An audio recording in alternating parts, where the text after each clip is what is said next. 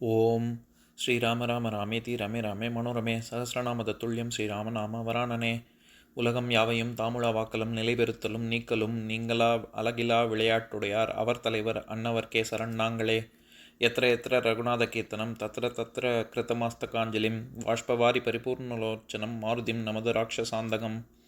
அஞ்சிலே ஒன்று பெற்றான் அஞ்சிலே ஒன்றை தாவி அஞ்சிலே ஒன்று ஆறாக ஆரியர்க்காக ஏகி அஞ்சிலே ஒன்று பெற்ற அணங்கை கண்டு அயலாரூரில் அஞ்சிலே ஒன்றை வைத்தான் அவன் எம்மை அழித்துக் காப்பான். இன்னைக்கு நம்ம கம்பராமாயணத்துல பாலகாண்டத்துல மிகைப்பாடல்கள்ல நகரப்படலத்துல 2வது பாடல் பார்க்க போறோம்.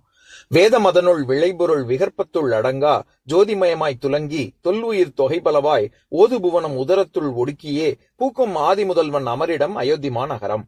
இதுதான் பாட்டு. இப்ப பதம் பிரிச்ச பொருள் பார்க்கலாம்.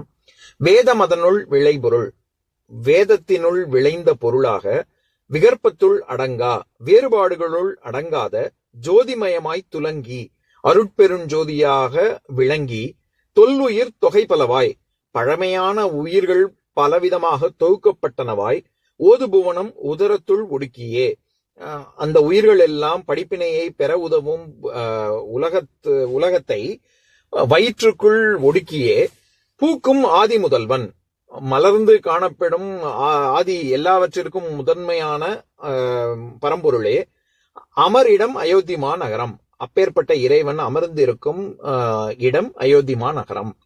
இப்ப நம்ம இந்த பாட்டுல இருக்கக்கூடிய நயங்களை பார்க்கலாம்.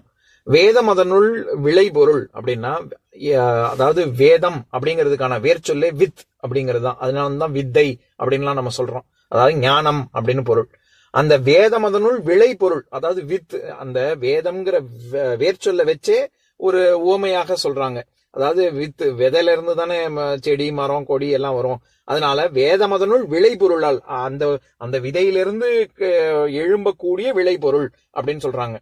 எப்படி, எனக்கு இதை படிக்கும் பொழுது கல்விங்கிற அதிகாரத்துல திருக்குறள்ல தொட்டனை தூரும் மணற்கேணி மாந்தர்தம் கற்றனை தூரும் அறிவு அப்படின்னு வருது இல்ல. அதுல கல்வி அப்படிங்கிறதுக்கான வேர் சொல்லே கல் அப்படிங்கிறதுல இருந்தான். கல்லுதல் அப்படின்னா தோண்டுதல் அப்படின்னு அர்த்தம். அதையே அந்த வேர் சொல்ல வச்சே ஒரு உவமையை வச்சு திருவள்ளுவர் சொல்லியிருக்காரு. அந்த மாதிரி இங்க வேத மதனுள் விளை பொருள் அப்படின்னா, வேதம்னா வித்து, அந்த விதையிலிருந்து நமக்கு கிடைக்கக்கூடிய அதுக்குள்ள இருக்கக்கூடிய பரம்பொருள் அப்படின்னு அர்த்தம். விகற்பத்துள் அடங்கா, விகற்பம்னா வேறுபாடு. அதாவது இந்த அரிசமயம், சௌரம், சாக்தம், சைவம், வைணவம், காணாபத்தியம், கௌமாரம், இந்த அரிசமயங்களாக இருக்கட்டும், அல்லது உருவம், அருவம், அருவுருவம், இந்த மாதிரியான பேதங்களாக இருக்கட்டும், ஆண் பெண் பால் வித்தியாசம், உயிரினங்களுடைய வித்தியாசம், இதெல்லாம் எதுவுமே கிடையாது. இதுக்குள் அடங்காத வேதம் அப்படின்னு அர்த்தம். ஏன்னா வேதம்ங்கிறது முழுமுதற் கடவுளை நம்ம அடைவதற்கான, இறைவனடி சேருவதற்கான ஒரு வழியை நமக்கு சொல்லக்கூடிய, அதனுள் புதைந்திருக்கக்கூடிய ஒரு பரம்பொருள் அப்படின்னு அர்த்தம். அதனாலதான் விகற்பத்துள் அடங்கா அப்படின்னு சொல்றாரு. ஜோதிமயமாய் துலங்கி, துலங்குதல்னா விளங்குதல்னு அர்த்தம். ஜோதி வடிவத்தில் இருக்கக்கூடிய, தொல்லுயிர் தொகை பலவாய் அப்படின்னு வர இடத்துல தொன்மையான உயிர், ரொம்ப பழமையான உயிர்னு ஏன் சொல்றாங்கன்னா, பல யுகங்களாக தொன்று தொட்டு பிறப்பு இறப்பு பிறப்பு இறப்பு அப்படின்னு இந்த சுழற்சியில இருக்கக்கூடிய உயிர் அப்படின்னு, அதனால தொல்லுயிர் அப்படின்னு சொல்றாங்க. இந்த இடத்துல உயிர் அப்படின்னா, நம்ம ஏற்கனவே இந்த கம்பராமாயண பாடல்ல பாக்குற மாதிரி உயிர்னா ஜீவன், அதுக்கப்புறம் பிராணி, மூச்சுக்காற்று, இந்த மாதிரி நிறைய பொருள் இருக்கு. இதை தவிர ஆன்மா அப்படிங்கிற பொருள் இருக்கு. ஆன்மா உடல், ஒவ்வொரு பிறப்புக்கும் ஒவ்வொரு உடல் எடுத்துக்கொண்டு போயிட்டே இருக்கு. அதனால இங்க தொல்லுயிர்னு வர்ற இடத்துல உயிர்ங்கிறது ஆன்மாவை குறிக்கும், ரொம்ப பழமையான உயிர் அப்படின்னு. தொகை பலவாய் அப்படின்னா, பல உயிர்களை பலவிதமாக நம்ம தொகுக்கிறோம்ல. அதாவது பரப்பன, ஊர்வன, இது தாவரங்கள், விலங்குகள், அந்த மாதிரி எல்லாம் நம்ம சொல்றோம்ல. அந்த பல பிறப்புகள், எப்ப மனிதனாக பிறந்தவன் பல விதமாக பிறந்து மனிதனாக வருகிறான் அப்படிங்கிறதுனால தொகை பலவாய் அப்படின்னு சொல்றாரு. ஓது புவனம் அப்படின்னா, ஓதுதல்னா படித்தல்னு அர்த்தம். இந்த இடத்துல இந்த மாதிரியான உயிர்கள் ஒரு படிப்பினையை பெறுவதால், அதாவது அனுபவிப்பதால், இந்த உலகத்தை வச்சுதானே நம்ம அனுபவிக்கிறோம். அதனால ஓது புவனம் அப்படின்ற அடை, புவனத்துக்கு ஓது அப்படிங்கிற அடையை கொடுக்கிறார். ஏன்னா ஓதுதல்னா படித்தல்னு அர்த்தம். உதரம்னா வயிறு, உதரத்துள் ஒடுக்கியே, விஷ்ணுவின் வயிற்றில் பூமியை ஒடுக்கி அவர், ஏன்னா பிரளய காலத்திலையும் அப்படி, அதுதான் நம்மளுடைய ஐதீகம். பிரளய காலத்துல அவர் பூமியை தன்னுடைய வயிற்றுக்குள் ஒடுக்குகிறார் அப்படின்னு, அதனால உதரத்துள் ஒடுக்கியே அப்படின்னு சொல்றாரு. பூக்கும் ஆதி முதல்வன், வெறும் சும்மா எல்லாத்துக்கும் முழு முதல் அப்படின்னு மட்டும் சொல்லாம பூக்கும் ஆதி முதல்வன் அப்படின்னு சொல்றாரு. அதாவது கருணை வடிவமாக, ஏன்னா நான் பொதுவாகவே பூக்கும் அல்லது பூ அப்படின்னு சொன்னாலே தாமரையை தான் குறிக்கும். அதனால காருண்யத்தை கொண்டுள்ள ஆதி முதல்வன்.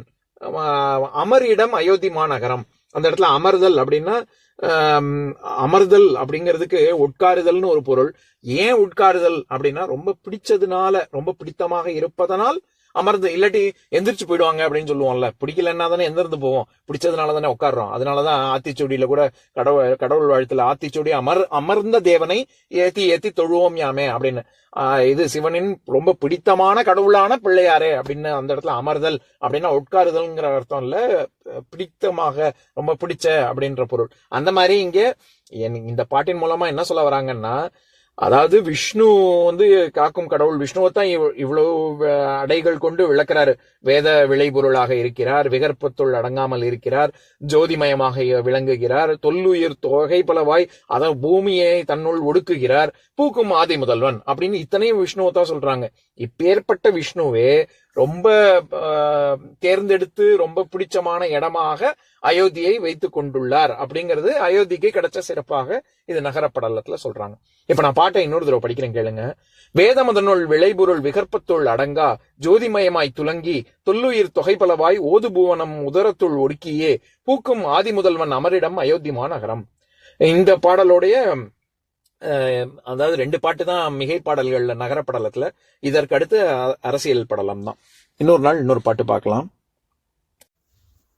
ஓம் சாந்தாகாரம் புஜகசயனம் பத்மநாபம் சுரேஷம் விஸ்வாதாரம் ககனசத்ருசம் மேகவர்ணம் சுபாங்கம் லக்ஷ்மீகாந்தம் கமலநயனம் யோகி ஹிருத்யானகம்யம் வந்தே விஷ்ணும் பவபயஹரம் சர்வலோகைகநாதம். உம்பரோடு இம்பர்காரும் உலகம் ஓர் ஏழும் ஏழும் எம்பெருமான் என்று ஏத்தி இறைஞ்சி நின்று ஏவல் செய்ய தம்பியரோனும் தானும் தருமமும் தரணி காத்தான் அம்பரத்து அனந்தர் நீங்கி அயோத்தியில் வந்த வள்ளல். ஓம் பூர்ணமதః பூர்ணமிதம் பூர்ணாத் பூர்ணமுதஸ்யதே பூர்ணஸ்ய பூர்ணமாதாய பூர்ணமேவாவசிஷ்யதே. ஓம் சாந்தி சாந்தி சாந்திஹி. ஓம் சர்வேஷாம் ஸ்வஸ்திர்பவது சர்வேஷாம் சாந்திர்பவது சர்வேஷாம் பூர்ணம் பவது சர்வேஷாம் மங்களம் பவது. ஓம் சாந்தி சாந்தி சாந்திஹி. ஓம் சர்வே பவந்து சுகினः சர்வே சந்து நிராமயாः சர்வே பத்ராணி பஷ்யந்து மா கஷ்சித் துக்கபாக் பவேத். ஓம் சாந்தி சாந்தி சாந்திஹி.